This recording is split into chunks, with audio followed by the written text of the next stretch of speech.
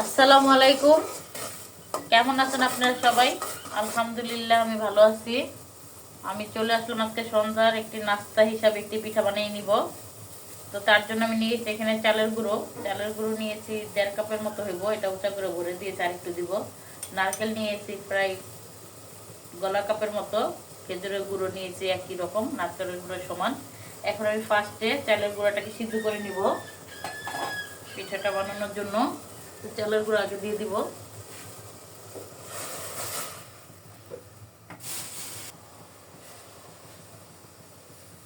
এখন চালের গুঁড়োটাকে একটু জায়গায় জায়গায় একটু মানে ফাঁকা করে দিব।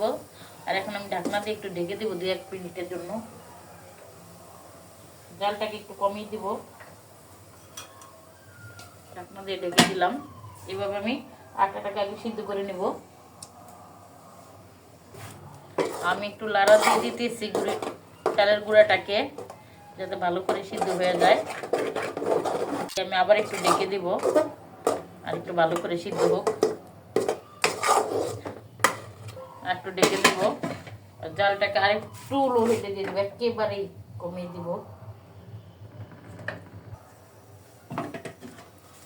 ঢাকনাটা খুলে দেখবো, জালটা একটু বাড়িয়ে দিয়েছি। আমার আটাটা সিদ্ধ হয়ে গিয়েছে। এখন আমি নামিয়ে নিব।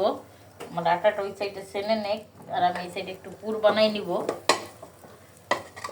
যেহেতু গরম, এটা ফ্যানের সাথে ইয়ে করবার তাড়াতাড়ি হয়ে যাবে।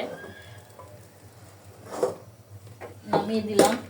এখানে পুর বানানোর জন্য কড়াই বসিয়ে দিলাম। বানিয়ে নিব। পুর বানানোর জন্য এখানে আমি এই যে নারকেলগুলো দিয়ে দিব। যেহেতু আমি বেশি বানাবো না, সন্ধ্যার নাস্তা হিসাবে বাচ্চারা খাবে। আমার যখন মানে দরকার হয় তখন আমি বানিয়ে নেই, একবারে বেশি করে না বানিয়ে রেখে। শীতের দিন দেখা যায় শক্ত হয়ে যায় পিঠাগুলো। আর এটা ভাপ দিয়ে সাথে সাথে খেলে একটু নরম নরম থাকে, সফট থাকে, এবং খাইতেও যখন মন চায় তখনই বানানো যায়, এত ঝামেলা না। তাই আমি যখন মন চায় তখনই করি। হালকা একটু পানি দিয়ে দিব পুরটা বানানোর জন্য, যাতে গুড়টা গলে যায়। বেশি পানি দিব না, অল্প করে দিলাম। আর এখানে দিয়ে দেবো একটুখানি লবণ। এইভাবে আমি পুরটা বানিয়ে নিব। আমার পুরটা হয়ে গিয়েছে। এখন আমি চুলাটা বন্ধ করে দিব, কারণ নামানোর পরে এটা আরও জমে যাবে। আর এটা আমি রুটিতে সুন্দর করে বিছিয়ে আমি একটা পিঠার নাস্তা বানিয়ে নিব, সন্ধ্যার নাস্তা হিসাবে। তো আমার এখন হয়ে গেছে, আমি এটা নামিয়ে দেই। আর বানিয়ে যে ভাপ দিব, ওই জন্য আমি পানিটা বসিয়ে দিব।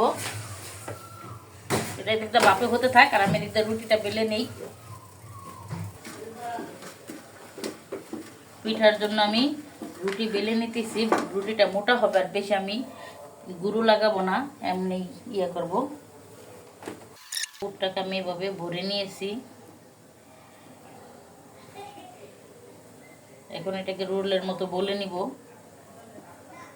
রোল যেভাবে বলটায় ওভাবে।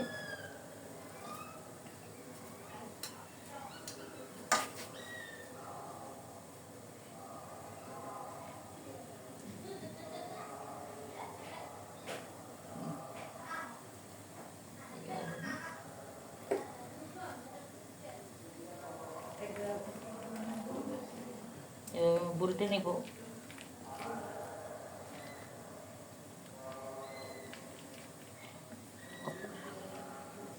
এভাবে আমি মুখটাকে আটকিয়ে নিয়েছি এভাবে। পর আমি ভাপ দিয়ে দিব পুলি পিঠার মতো। এভাবে আমি আরেকটা রুটি বেলে নিব হালকা ইয়ে দিয়ে। আমি পুর দিয়ে আবার বানিয়ে নিব আরেকটা। আমি এভাবে আরেকটাও বানিয়ে নিয়েছি। মুখটাকে আমি এভাবে মেরে দিয়েছি। এখন আমি এটাকে ভাপ দিয়ে নিব।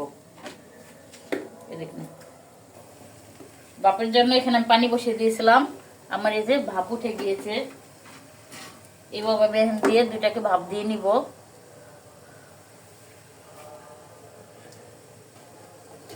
ঢাকনা দিয়ে রেখে দিব। এই যে পিঠাগুলো আমি এভাবে ভাপ দিয়ে নিতেছি। আমি বেশি বানাই নাই, সন্ধ্যা নাস্তা হিসেবে বাচ্চারা দিয়ে পিস করে খাবে। এটা আমি আবার কেকের মতো পিস পিস করে কাটবো। যাই হোক, এই পাশে আমার ছেলের জন্য আমি একটু নারকেল কুড়া দিয়ে ওটাকে সেনে তারপরে বানিয়েছি, তাই এটার কালারটা একটু চেঞ্জ হয়েছে। তার একটু ভাপ দিব, আমি একটু ভাপ দিয়ে নিই। নাস্তা, মিষ্টি নাস্তা যে পছন্দ করে তাদের জন্য। আমার পিঠাটা ভাবতে হয়ে গিয়েছে, এখন আমি চুলাটা বন্ধ করে দিব আর এটাকে নামিয়ে নিব। নামিয়ে একটু ঠান্ডা করে নিব। এই যে আমি এখন ঝালিটা ধরে তুলে নিয়ে যাব, তারপর এটাকে একটু ঠান্ডা করে তারপর কেটে নিব। এটা হচ্ছে কুলি পিঠার মতোই, শর্টকাট পিঠা যখন বাচ্চারা খেতে চায় নাস্তা হিসাবে বানিয়ে দেওয়া যায়। তো আমি এভাবে বানিয়ে নিলাম, বাকিগুলো কেটে নিই। এভাবে শর্টকাট আপনারা বাসায় বানিয়ে দিবেন, বাচ্চাদের বিকালে নাস্তা হিসাবে এবং পিঠা হিসাবে দুইটাই হয়ে যাবে। নাস্তা পিঠা দুইটাই খাওয়া হয়ে যাবে। এটা কুলি পিঠার মতোই টেস্টটা লাগে। তো কেমন হলো আমাদের ভিডিওটি? আমি বাচ্চাদের খেতে দেওয়ার জন্য এই দুইটা কেটে নিয়েছি আর বাকিগুলো ভাপ দিতেছি। যাই হোক, ভিডিওটা শেষ করব বলে আমি তাড়াতাড়ি করে করতেছি। তো কেমন হলো ভিডিও? যদি ভালো লেগে থাকে অবশ্যই আমাদের পাশে থাকবেন, আর ছোটোখাটো টুকটাক কেমন ঝটপট করে নাস্তা বানিয়ে দিবেন। আল্লাহ হাফেজ।